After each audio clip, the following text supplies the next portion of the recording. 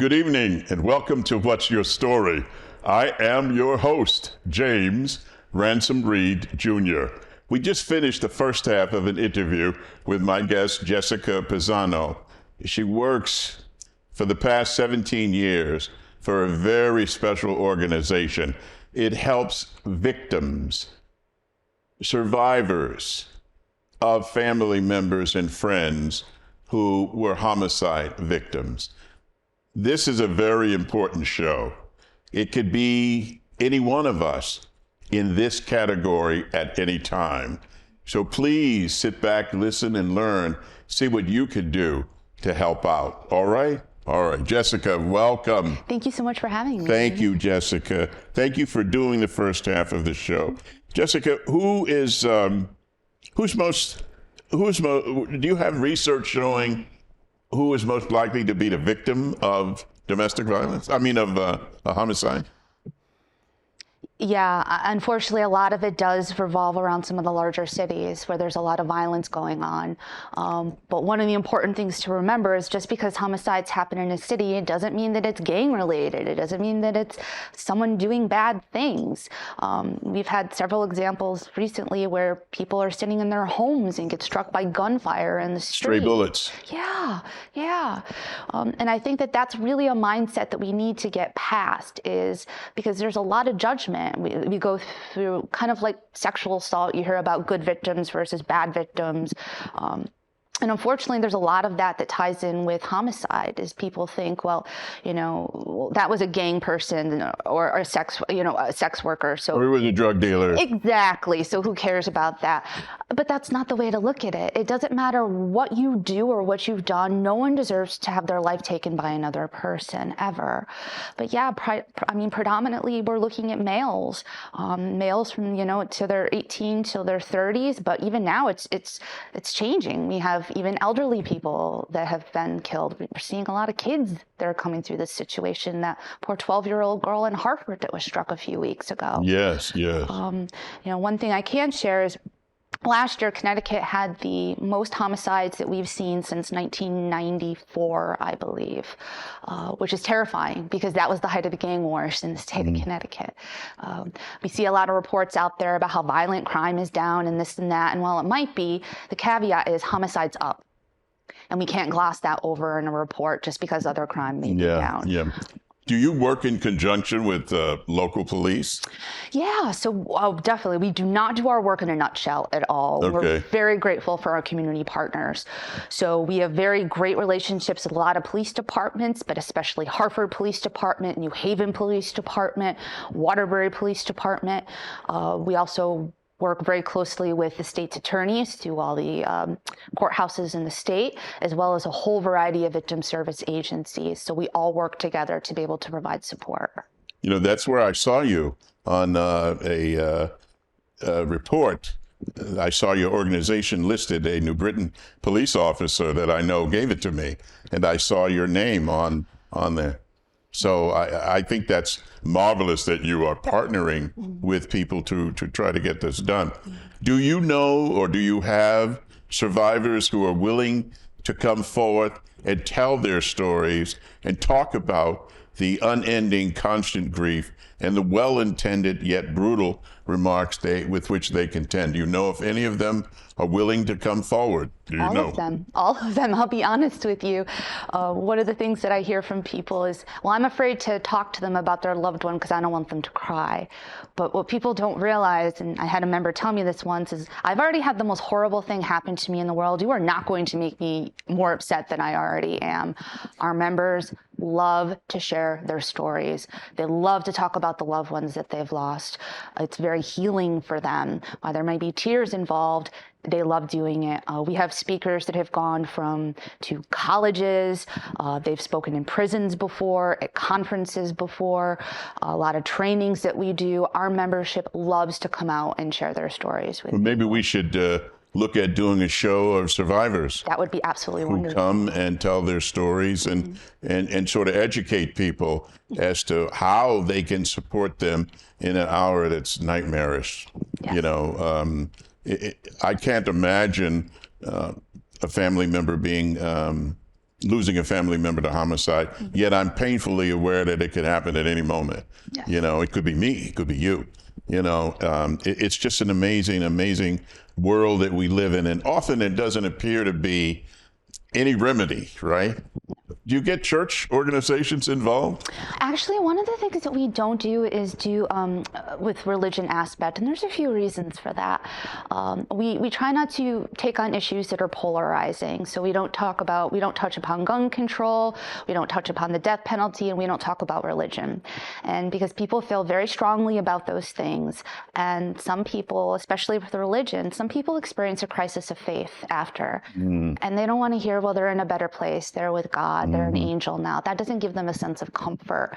So we're more than happy to make referrals, because there are some groups out there that meet in churches that are absolutely wonderful. But it's something we personally try to stay away from, because we want everyone to feel comfortable in utilizing our services. Well, have you found that people take refuge in their faith as a result of this? I see it go both ways. Absolutely. I have found some people that their faith helped them a lot, and I've come across many people who have lost their faith as a result of what happened to them. Yes, I've had people on the show who lost kids in automobile accidents, and they've completely turned against God and religion, and because they felt they were being good Christians, and that shouldn't have happened to them, because they were doing what God wanted, and He took their children anyway. Yes. So it's a very difficult emotional ladder to climb for those reasons. But I was thinking, as you're looking for resources, and you're right, there will be those people who will say, hey, they're in a better place, My daughter committed suicide, so I know the pain of losing a child through suicide. My personal faith tells me that she's in a better place, but I can also recognize that that's not a healing for other people. That they have to tell their stories, they have to live their grief, and you have to support them any way you can. And shows like this help people understand. And these people are well-intentioned. Absolutely. My daughter who's gone was deaf. And when we would as she got older, we'd get around friends and people, we'd say she's deaf, and we would sign. And as soon as we said she was deaf, they would talk louder. Like it did, they weren't trying to be rude or disrespectful. They just didn't know what to do, and from the time she was a little kid, I remember the beauty of the children, like 5, 6, 7. She couldn't hear, and immediately the little kids were trying to sign with her. I mean, it was so amazing to me. They did not miss a beat. We try to tell her, she can't hear, and they go, and they'd be talking to her, punching her on the back, getting her attention. It was an amazing out of the mouth of children. So, this is important to me on a number of levels, and race and color had nothing to do with it, because I agree with you wholeheartedly. Nobody deserves to have their life taken away from them. No. Nobody. And how many more tears, how many more broken hearts before we recognize, wait a minute, there's something more important than a new submarine. Absolutely. There's something more important that we need to direct our funds towards. Absolutely. And one of the other things we say is it's a situation where, the number of people affected by homicide, that number is never going to go down. It's just going to increase as time goes on. And especially because it's not something people get over. We never close out files. We never say, okay, you're cured. Oh, really? Never. No, I've never shredded a file ever since I've been here, because you never know when someone may want to come back to receive services. And on the flip side, our criminal justice system has a lot of options for offenders: sentence modifications, sentence commutations, sentence reviews, parole hearings. And when you talk about the homicide cases, they often have a very long sentence. So it could be 30, 40 years, and someone may have to get in contact with a family member because someone's coming up for a parole hearing. And that family is probably going to be thrown back to the same place they were when they lost their loved one. That's a very interesting point, that you relive it all over again. You do. You absolutely do. And kind of the other thing I don't think people often realize too is cases that go to court. people tend to think it's sometimes, and I do a lot of trainings with court personnel about this, people can think sometimes, well, because this person is found guilty, it's over now. You can go home and start living your life again. You have justice. But what people don't realize is the family is leaving the courthouse without the one thing that they truly want, and that's their loved one back. Everybody loses. No one wins in these situations. Nobody wins. The defendant's family, they're destroyed. They destroyed their own lives. Our families are destroyed. Their loved one is gone. There are no winners ever in these situations. No, there never are. No, that's an excellent point. There are no winners, and everybody loses. When you think about your organization and where you want it to be, tell our audience the ways that people can help you on any level, financially, emotionally, or through broadcasts like this, or what can people do? Tell people how they can help you. I mean, funding is always a huge thing. Donations are large. Even something new that we've encountered, a lot of corporate matching programs, people who take deductions that are able to be matched by their companies. A lot of places do offer that. And that's actually huge. That's been a huge resource for us to try to help us with our funding. We're actually having a golf tournament in September. So we're looking for golfers. We're looking for support through that as well. That's a big way that we do it. But honestly, is just not being afraid to have the conversation. We don't want to, society is society. We don't often do well with grief. We don't deal well when people are sad and people are crying. We need to get better with embracing grief and embracing the fact that something horrible like homicide can happen. And we need to get really comfortable having that conversation. Not everyone can work with these families. I've received calls from people who are clinical psychiatrists that have said, I don't know what to say to this family. I don't know how to help them. And it scares me. So I think one of the biggest goals that I have is just to help people feel comfortable in interacting with our members, treating them like not treating them like there's something wrong with them, that, our members don't want pity. They want empathy. They want understanding. And that's a huge thing that I just try to explain to people. And kind of the other thing I really try to instill in people is, especially people that are in law enforcement or social workers or in the court system, we're all overwhelmed.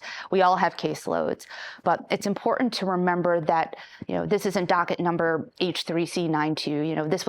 This was Angela, this was someone's daughter, this was someone's mother, this was someone's sister. And just always keep that thought into the back of your head when you're working with these families. Do you know the stages of grief and what those are? I'm not a huge fan of the stages of grief. All right, good. Tell us. Yeah, so we're actually starting to get away from that a bit more, and I'm really grateful for that. Not that it's wrong, but I feel like the stages of grief are an attempt to try to put something horrible into a neat little box. So, you go A, then you go B, then you go C, then you go D, and then you're magically cured. But that's not the way that grief works. You don't go in a circle. You're here, you're there, you're everywhere. And when we kind of put that on people and they don't follow the right pattern, they think that they're grieving wrong. They think that there's something wrong with them. So and some people disagree with me, but I don't believe that there are ever stages of grief. We don't even go day by day. I tell people sometimes it's second by second, especially in the beginning. And that's okay. How you feel is normal. There's not a right or wrong way to feel about what you've experienced. Before we forget, tell people how they can contact you and what they can do. You said funding. You're a 501c3? We are. Yes, All right, we'll are. talk to people about how they can contact you. And if they want to write a check, that would be perfectly fine. Please consider contributing. So tell them how to do that. Yeah, so probably the best way is to visit our website, take a look at it. You could see more of who we are and what we do, anything upcoming that we have. And if you click on our contact page, you'll see my name directly. My cell phone number is listed on there, as well as my email address. Actually, something else that's kind of interesting is because I'm mobile a lot, our landline is actually a cell phone. This way I never have to worry about missing a phone call or having to be out of the loop. So what is your page? So our website is www.survivorsofhomicide.com. Okay, say that again. www.survivorsofhomicide.com. Now, let's say there are people suffering right now who have not contacted you. What would you say to them, Jessica? You are not alone. You are not alone in this. You have nothing to feel ashamed about. How you feel is okay, how you feel, but you're not alone. You do not have to travel this journey. You don't have to hide how you feel. You don't have to hide from society. There are people who care and there are people who understand. You think at some point we will wake up? What's your hope for the future? We're sleeping now. Do you think we're going to wake up? We need to start being kinder to each other. We need to start being kinder to each other. We need to stop having knee-jerk reactions to things. If someone makes you upset, you don't pull out a gun and shoot them.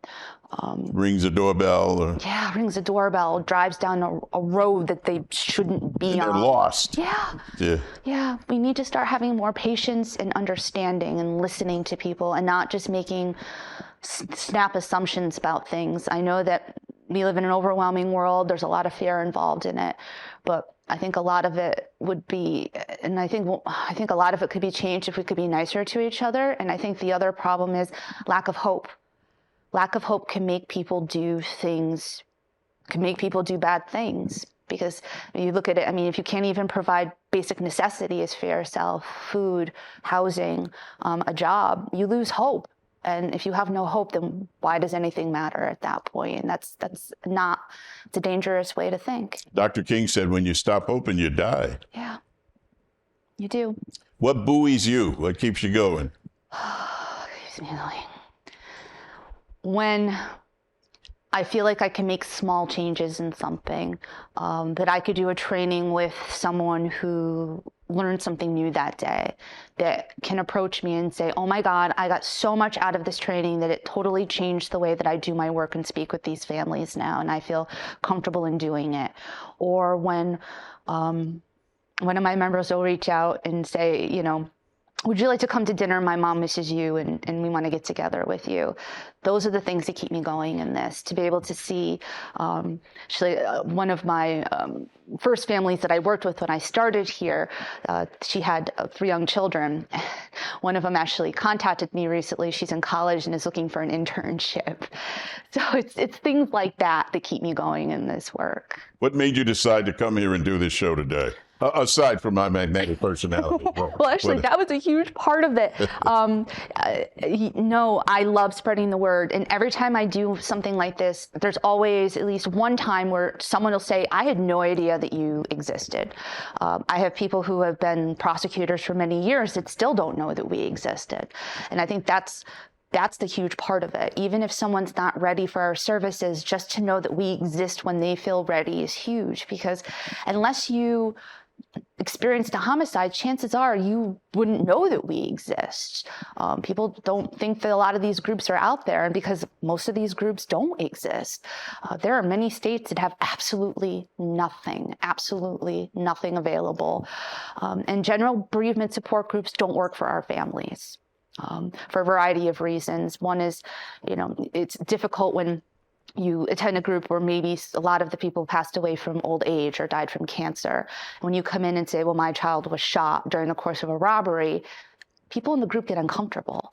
And they start saying, well, your experience is much worse than mine. Maybe they're shut down, don't want to share as much anymore. Our members often don't feel like they're understood and it doesn't work for them. And that's why I love doing our groups. We do have open support groups for people regardless of where they live. But it's heartbreaking that there are so many states and so many sections of the country that have absolutely nothing. You have a quote that at the end of your emails. I do. Do you remember what it is, or should I read it? You can read it. Yeah. All right. It's from Elie Wiesel, and it goes like this. There may be times when we are powerless to prevent injustice, but there must never be a time when we fail to protest. Elie Wiesel. Yeah. I have had many people on this show over the years who brought many different messages of hope. That's what this is about. My show is called an inspirational show because it gives people information to say, they dealt with this. There's help out there for me. And your perfectly rational comment, you are not alone, is exactly what people need to understand, because I went through grief, still go through it every day. And what buoyed me was knowing I was not alone, and that I had a support group, and that I could find people who experienced what I did, who understood my unending agony, and know that every birthday that rolls around, every holiday that rolls around, you relive it. Every high school graduation, every college graduation, every Thanksgiving, every Easter, it rolls around. Christmas, and you're right back where you started because that person's not there. Absolutely. Do I understand what you were saying? You got it exactly correct. Okay. Exactly correct. All right. And something else we try to do for our membership as well is we try to plan events around the holidays for them. So we do holiday gatherings in December. We actually just had our first Easter gathering. Okay. And our entire goal is to bring people together so that they can talk about their loss and not feel like they're alone during the holidays, because you're absolutely right. Those are huge trigger points and they're very difficult for our families. Yes. Well, it's been my honor to have you here. Thank you. And I hope that we can stay in touch. Absolutely. And that you'll be back. I'd love that. And that we can get survivors to come and tell their stories so people can understand what it is and what it's like. And that the reality is you're not protected by your zip code or your skin color or your income. It's just a myth. It's not true. Particularly in our society today, it is not true. So thank you for what you do. Thank you. And thank you for coming to share what you do. And if I can be of any help, you know how to contact me. Absolutely. All right. That's all the time we have for this show tonight. I hope we've imparted to you some information that says one thing: you are not alone. I'm James Ransom Reed Jr., and this is What's Your Story?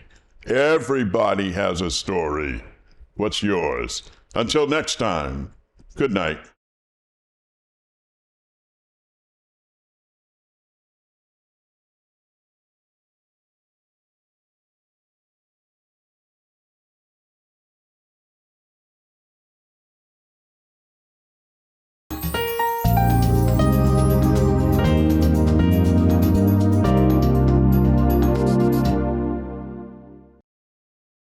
Nick Augustino right here at the Eastside Restaurant. We always have the complete full dinner menu. Knockwurst, bratwurst, sauerbraten, potato pancakes, red cabbage, rice pudding, cream pies, all the desserts that Germany had to offer. I always do something different. Yes, I do. I brought seafood to the beer garden at the Eastside Restaurant. Eastside Restaurant, your German destination restaurant in Connecticut. Tiki-taka, hoy, hoy, hoy!